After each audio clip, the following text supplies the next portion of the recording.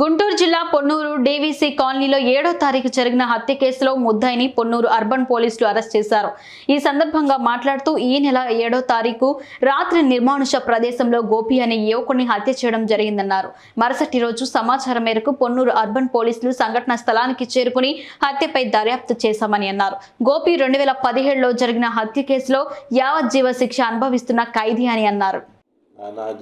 Tenali sub divisional పరిధిలో పొన్నూరు టౌన్లో మొన్న 7వ తారీఖు నైట్ ఒక మర్డర్ కేసు, హత్య కేసు రిపోర్ట్ అయింది. దీంట్లో డిసీజ్డ్ మృతుడు Y Gopi 32 years, Sainagar Kalavakunta DVC colony Ponnuru టౌన్లో ఉంటాడు. ఇతను గతంలో ఒక మర్డర్ కేసులో ఇతను ముద్దాయి 2013లో ఒక చిన్న తగువుతో నాగమల్లేశ్వరరావు అనే అతన్ని ఇతను హత్య చేస్తాం జరిగింది. పెటీ డిస్ప్యూట్ ఇద్దరి మధ్య హత్య చేస్తాం జరిగింది. ఆ హత్య నేపథ్యంలో కోర్టులో కూడా ట్రయల్ కండక్ట్ అయింది. కండక్ట్ అయిన ట్రయల్లో ఇతనికి యావజ్జీవ కారాగార శిక్ష పడతాం జరిగింది. 2017లో అది జడ్జిమెంట్ వచ్చింది. 2022 వరకు కూడా ఇతను రాజమండ్రి సెంట్రల్ జైలు అనుభవించాడు. 2022లో హైకోర్టు ఆనరబుల్ హైకోర్టు వారు పర్మనెంట్ బెయిల్ ఇతను గ్రాంట్ చేస్తాం జరిగింది. అప్పటి నుంచి కూడా ఇతను వాళ్ళ సిస్టర్ ఇంట్లో డీవీసీ కాలనీ ఉంటూ కొంత లిక్కర్కి ఎడిక్ట్ అయ్యి చిన్న గొడవలు పడుతూ ఉంటాడు. ప్రతి వాళ్ళతో కూడా కొన్ని గొడవలు పడి కొంచెం ఇదిగా ఉండటం జరుగుతుంది. ఆ నేపథ్యంలో ఇతను 20 రోజుల క్రితం సాయి బాలాజీ అతనితో గొడవ పడ్డాడు. తాగి గొడవ పడ్డారు.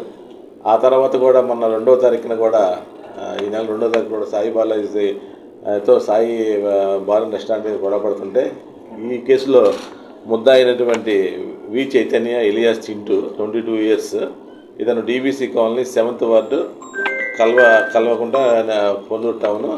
ఇతను సెంట్రింగ్ పని చేసుకొని జీవిస్తూ ఉంటాడు. ఇతను కూడా ఈ డిసీజ్డ్కి అసోసియేటే, అందరూ కూడా కలిసి ఉంటారు. అయితే ఈ సాయి బాలాజీతో గొడవ పడుతున్న నేపథ్యంలో ఇతను ఎదుర్కొనడం జరిగింది. ఎందుకు నువ్వు సాయి బాలాజీతో గొడవ పడుతున్నావు? సాయి బాలాజీ కూడా ఈ ముద్దాయికి స్నేహితుడే. అయితే నీకేంట్రా, నువ్వు ఎందుకు వస్తున్నావు, వాడికి సపోర్ట్ చేస్తున్నావు అని చెప్పేసి నిన్ను కూడా లేపేస్తాను జాగ్రత్తగా అని చెప్పేసి ఆ రోజు ఇతన్ని తోస్తాం జరిగింది. ఆ తర్వాత 7వ తారీఖున నైట్ కూడా ఈ సోకాల్ డిసీజ్డ్ ఎక్కిళ్ళు కూడా ఇద్దరు 12 గంటల వరకు కూడా మద్యం సేవించి ఒకరికొకరు ఛాలెంజ్ చేసుకోవడం జరిగిందనమాట. ఆ తర్వాత సబ్సిక్వెంట్గా ఇతను గతంలో ఉన్న నేర చరిత్ర ప్లస్ తనను చంపేస్తాడనే భయంతో అది మనసులో పెట్టుకొని ఇతన్ని అంతమొందించాలనే ఉద్దేశంతో ఆ రోజు నైట్ ఇతను deceased garbage recycling under construction building దగ్గర ఇతను నిద్రపోతుంటే ఇతను వెళ్ళి అబౌట్ 2 AM రాయికి తీసుకొని అతను పడుకున్న వ్యక్తిని విచక్షణారహితంగా తలపైన 2 వైపులు కూడా నృత్యం మీద కూడా కొట్టడం జరిగింది. అక్కడికక్కడే అతను డిసీజ్ చనిపోయాడు. అది నిర్ధారించుకొని చనిపోయాడని డెసిషన్కి వచ్చిన తర్వాత అతను ఉపయోగించినటువంటి రాయిని తీసుకొని వెళ్ళి ఆ దగ్గర ఉన్నటువంటి పొదల్లో పడేసి పారిపోతాడు. ఈ కేసులో the motive is only petty dispute between the accused and diseased.